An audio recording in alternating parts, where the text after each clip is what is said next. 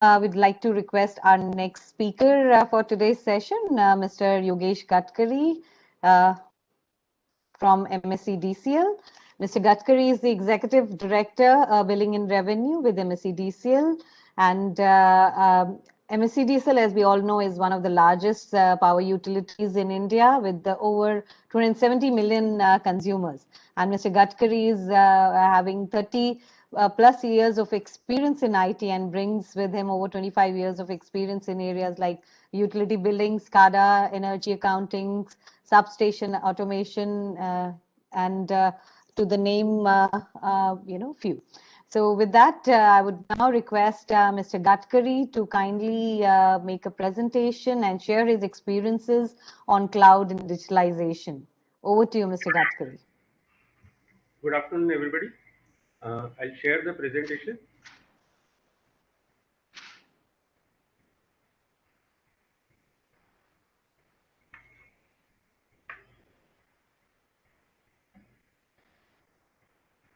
Yeah, is it visible? Yes, it's visible. Yeah. So I have structured the presentation in a way. First, I'll be talking about a few slides about MSCDCL, then the drivers for MSCDCL's cloud adaptation, then the cloud procurement and migration processes, and some use cases.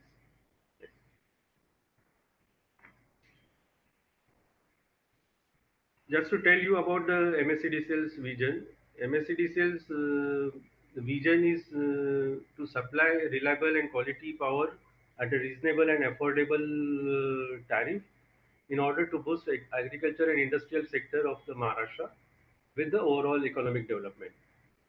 At the same time, we commit to honesty, integrity, and transparency in all our business. We also commit to being consumer-centric organization, and we'll be working as a trustee for our consumers.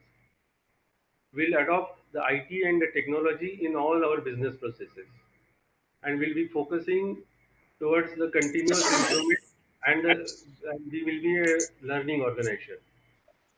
And finally, we'll strive for reduction in loss of human life due to any electrical accidents. This is just a brief about MSCDCL. MSCDCL is, as you all know, is the second largest utility in Asia after Republic of China, and supplying electricity to nearly 30 millions of consumers. And those are spread across 3 lakh square kilometer of area. Uh, and these are being served by around 70,000 employees. The annual sales of MSCDCL is 1 lakh MUs nearly, and the revenue is roughly 80 to 85,000 crores per annum. The peak load for the last year was nearly 19 gigawatt. This organization structure is like head office, then regional, which is more or less similar with all distribution utilities. So I'll not spend much time on this. This is consumer mix and load mix of the MSCDCL. Our collection efficiency for last year was nearly 94%, with distribution losses nearly 16%. So now coming to the main subject, uh, as in MSCDCL, almost all business processes, 100% business is being done through the IT systems. So there are roughly 70 odd IT applications at present in MSCDCL. These all applications are evolved over the period. So you can see that these applications, since they are evolved over the period, they have been developed on the various platforms. So we have the database like Oracle, Sybase, SQL Server, then even MySQL. And for application side, there are Java, .NET, mobile applications, SAP ERP. So there is a complete heterogeneous application stack, and all these application stacks are integrated with each other. These are other application level.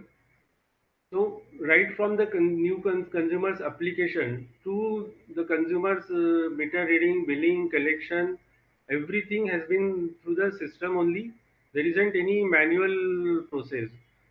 Even for the vendors and contractors of MSCDCL, the from the tendering to the project closure, and in between the all the invoicing and everything is through the system. For the contractor at the last office, that is in the rural area, even a grass cutting contractors, the payment is done through the IT system only. And at the same time, there are the other systems which are taking care about energy accounting, then the mobile apps, then automatic meter reading, billing and power purchase, testing, and all this has been controlled through the centralized ERP process. These applications were hosted in MSCDCL's data centers. We were having a data center at Mumbai and a disaster recovery site in Nagpur. And these data centers were tier 3 data centers, which were ISO 27001 certified. You can see the IT infrastructure at MSCDCL, roughly 300 servers, some 80 odd networking equipments, then 200 terabytes of storage. So this much of workload was there. It's a kind of a huge setup, and similar sort of setup was there at the disaster recovery site, because we were having an equal size disaster recovery site in order to maintain the business continuity. Now, the data center is built in under RAPDRP project of Government of India in the year 2011-12. And in last, when in 2018, when we were thinking of refreshment of this data center infrastructure, that time we thought about the moving on the cloud. As Mr. Mishra was mentioning, the distribution utilities business is to supply the power to the consumer and not to maintain the IT infrastructure. By developing this type of IT infrastructure, it was another task for the utility people to have an IT expertise, not only on the software side, but also on the hardware side. Secondly, there were the issues of the hardware getting obsolete. So we need to bother about end of sale, end of support of the hardware. Then if at all any hardware is failed, then the procurement life cycle was again a very big life cycle. Various approvals and all those processes were involved in procurement of hardware. And thirdly, we were having the maintenance and support contract with the system integrators and OEMs with some SLA.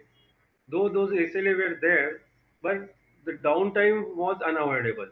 There were downtime always, and that was causing the business discontinuity.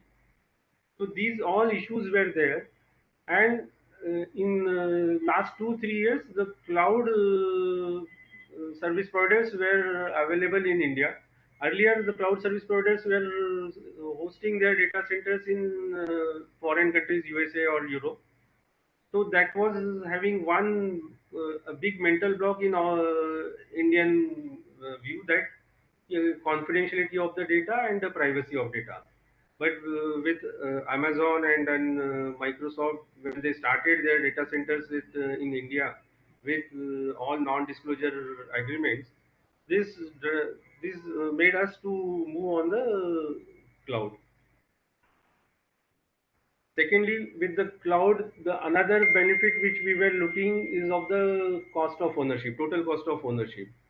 With as all are you are aware that whenever we are having our own data center, we used to keep servers and these things available for every small and big applications. There were the separate servers were running, and the usage of this hardware was not to that optimum extent.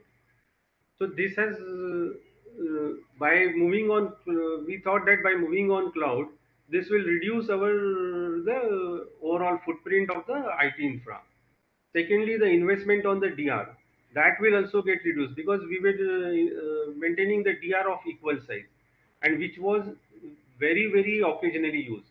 Rather, as per MSCDCL's experience in last 7 years, we have to use the DR site only once in complete 7 year span. So that costing was actually speaking the overhead to the overall system. So to reduce the total cost of ownership is the one of the major driving factor of moving on cloud. Thirdly, about getting the operational reliability, because as I just now mentioned that even though we were having the SLAs with the existing OEM, but the business discontinuity was unavoidable. With by moving on cloud, we are getting now the actually high availability and improvement in the performance also. So earlier we used to bother about obsolescence of hardware. Now actually when we went on cloud, this we, high availability has ensured us there is no problem of any technology obsolescence, or rather we are able to make use of new technology as and when they are available.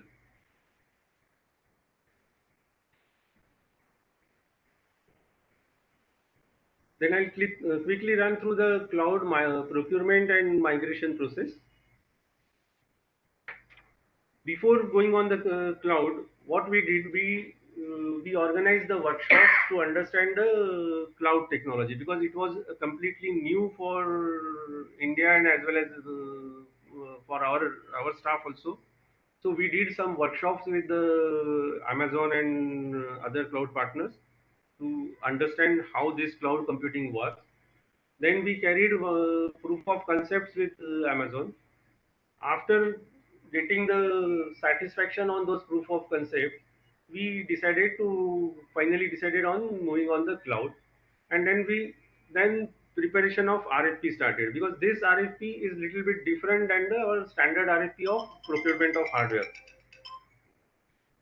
This while preparing this RFP, we have to introspect our existing landscape.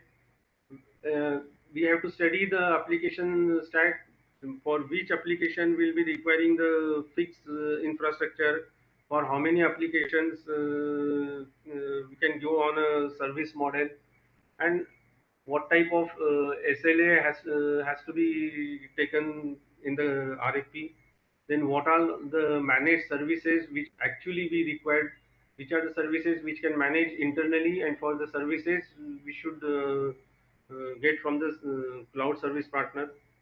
And accordingly, price and cost discovery models are decided, plus some advanced services which actually we are not currently using, but those are available with the AWS.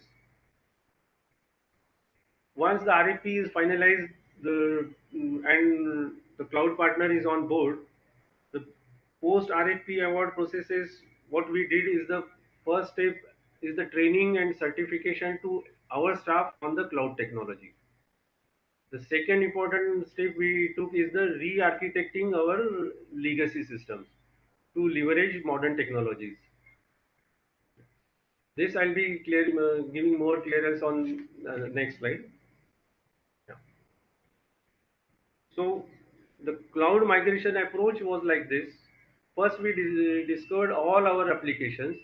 Then we decided that out of these applications, how many applications are actually we required. Because as you all are aware, we used to develop the application as and when the requirement comes.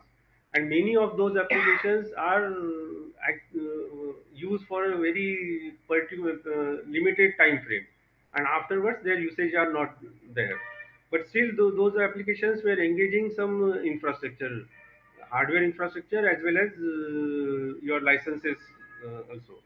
So we have to revisit all of our applications, which applications we want to actually continue, and which applications can be decommissioned or can be retired.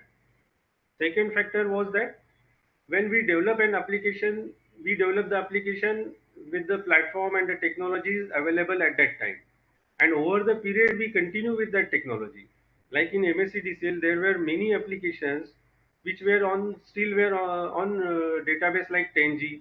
or application server like Java 1.4, 1.6, and we never bothered to migrate it to the latest database or latest application server technology, because that was not needed at all that time.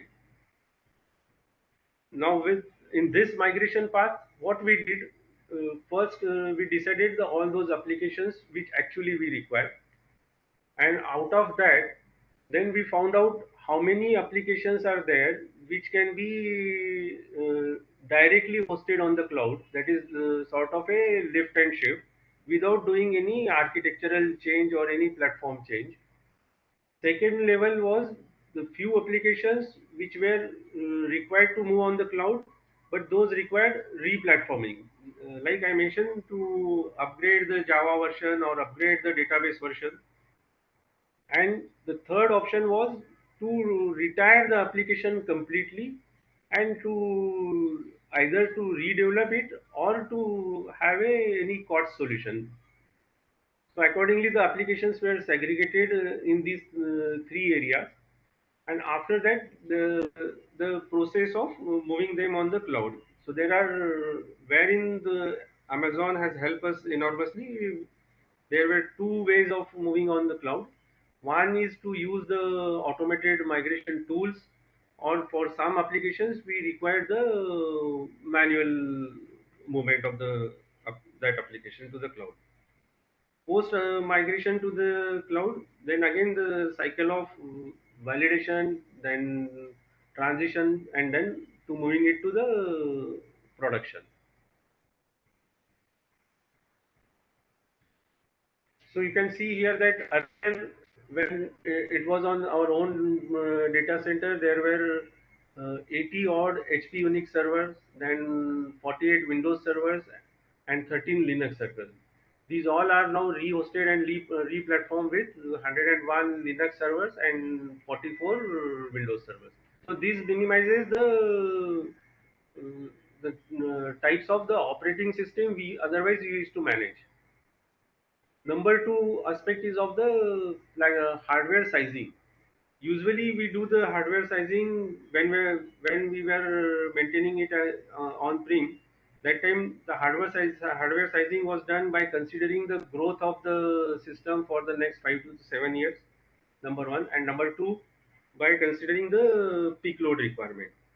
But as you all know, the MSCD, any utility application, the peak load is not always 24 by 365.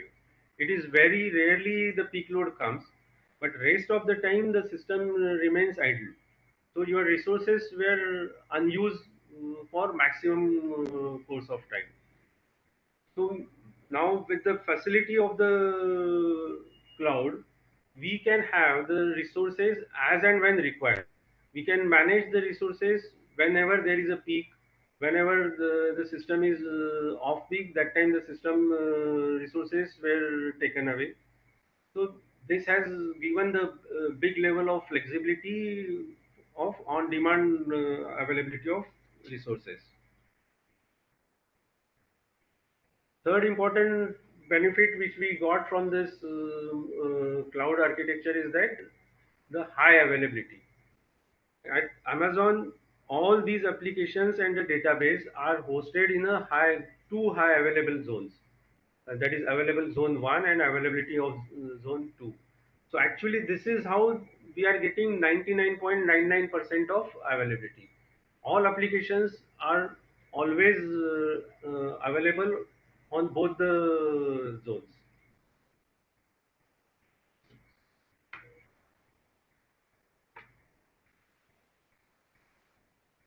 So this is just about one application, that is online cash collection system. This application I specifically mentioned because this application is running at each and every collection center of MSCDCL. There are roughly 5,000 collection centers all across the state, wherein consumer is making physical payment by means of cash. All those collection centers are connected to the this central online cash collection system. So whenever there are the due dates of bills, there is always a huge rush of consumers, and system was asking for more and more resources to manage the throughput. So by this availability zones, the performance of the end user, I mean at the end collection center, is tremendously improved, and there is a big satisfaction to consumer as well as to the collection center counter person. The cloud migration plan, if you can see, in the first phase, that is phase one, that it is a study phase where all the applications are being studied, then business processes are identified, then all the databases, software, hardware, then dependency of the applications and softwares are identified. Here we also identified many bugs in our software. Bugs in the sense not from the business but from the architectural bugs. In many places, people used to do hard coding. They used to put the IP addresses in the main code as it is. So those are not the best practices for development of any software. So by this study, we could make our all applications as per the best practices standards. So this is the assessment phase.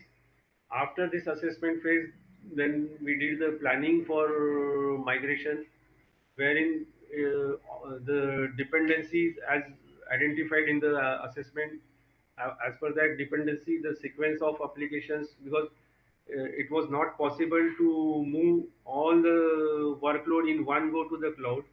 It has to be in a step-by-step manner. So few applications were running on prem and few applications were on cloud. So we have to identify that dependency and integration between those systems. So after this dependency is identified, then we prepare the scripts for user acceptance, then establishing a link between the cloud as well as the on-prem. One more point which I just missed out, that in this whole process, we also maintain one copy of data at MSCDCL end. So all the data which is getting generated at the cloud is getting replicated at the MSCDCL end also. The second part of the phase is the migration phase, which is actually 6 to 8 months process. This depends on the size of the workload. So in our case, it was 6 to 8 months. In this phase, the processes are, one is the pre-build process, then wherein all backup is being done, then determinations of VPC, NG, IAM, RBC, and the security part, then creation of VM and testing of the migration tools. The next stage is to build these applications actually to the cloud. That is by either by lift and shift as per that migration path, or then application replatforming, fixes due to platforming, because there were some bugs were identified when we re-platform the applications from old version to new version, or from operating system changes like HPUX to Linux. The next stage was the user acceptance test. It is a standard user acceptance process, operational acceptance, defect acceptance management, and mitigation and remediation to the defects. And the last stage was going live and to operate the cloud. Post migration benefit, as I said, the most important is the uptime of SLA. The second, this with this cloud, Amazon has provided us the monitoring dashboard. So monitoring of infrastructure has become very simple job now. Earlier, otherwise, it was a Herculean task to monitor for each database, their table space and data allocation of data files, and then redo log files and all those. This monitoring tool, a single dashboard, is now has help us in monitoring these systems very easily. Thirdly, we need not to bother about the hardware health as such, because that has been taken care by Amazon. We just have to monitor the uptime of the system. Total cost saving, uh, I'll say that it is at present it is a bit early to quantify the cost saving actually, because we have just went live on this thing. But yes, there is a cost saving on the other allied services also. I can say some non-tangible benefit, because on-prem we have to maintain that ACs and DG sets, then building management systems and all those. This has considerably reduced. On IT infra, the cost saving will in near future will come to know the actual cost saving. But by way of consolidation, there is already some cost saving is there. I can give you the one example of our main system, that is consumer billing system. The consumer billing system for this, we have a centralized consumer billing system for all 30 million consumers. Daily, we are generating bills on an average 10 lakhs of consumers bills we are generating. Earlier, on-prem, it was taking 4 to 6 hours time for generating all those 10 lakhs bills. Now, these bills are getting generated within 2 hours. And most importantly, earlier this billing software was hosted on machines with 96 cores. Now this billing software at Amazon Cloud is on VM of 64 crores. So 32 core saving is already there with the performance improvement, two-third performance improvement. So this is the cost saving. This cost saving will be able to quantify in near time. This time to procurement of new IT hardware is also reduced, because after migrating to the cloud, there were few new requirement came, and for those new requirement, we can assign the hardware literally on a phone call or email basis.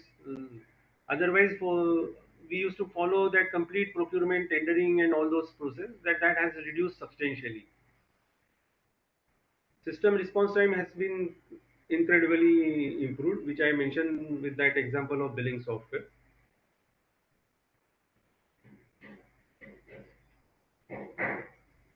The next focus will be we are working with Amazon on this. We want to improve our customer engagements. Then on other IT innovations. Secondly, we are working on the OT transformation.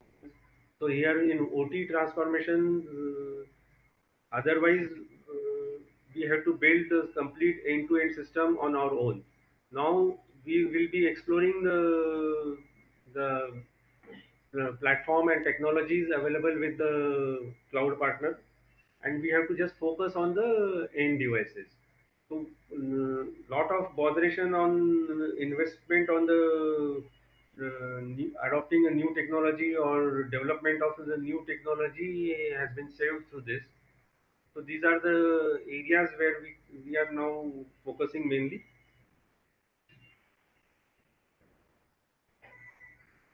So this is in short. By paucity of time, I quickly run through you all. But if anyone will have any specific doubts or that, at MSCDCL we welcome you for understanding the complete process and getting the know-hows.